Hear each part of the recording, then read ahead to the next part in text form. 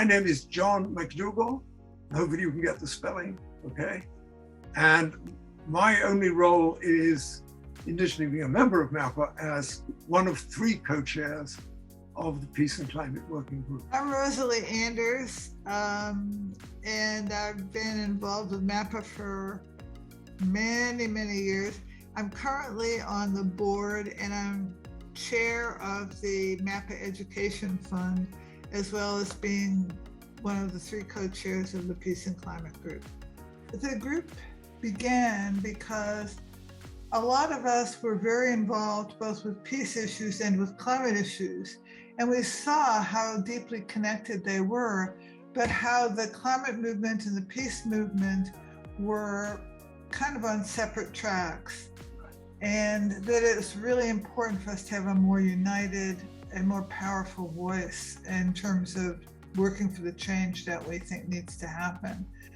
My concern was that, as you would see, looking at the 2 of us, a lot of peace activists have a lot of gray hair. We're getting older. And it's not that easy, we have found, to get younger people really actively engaged on peace issues. We've had one wonderful collaboration for quite a while with a guy called Nick Rabb, who is now finishing up a PhD at Tufts. And Nick did a really good 2 different sets of essentially webinars about these issues, just to give you an idea about some of the educational stuff that we've done over the years.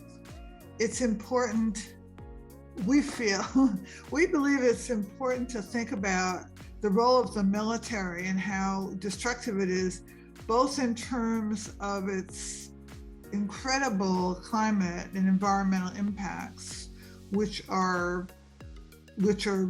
vast, and the way it affects U.S. spending, right. But also to think about it in terms of how really, if we're going to solve climate change, we need a world in which nations cooperate. Right. And what we've got instead is a world in which there's so much competition going on right now. We see that right now in our relationship with China.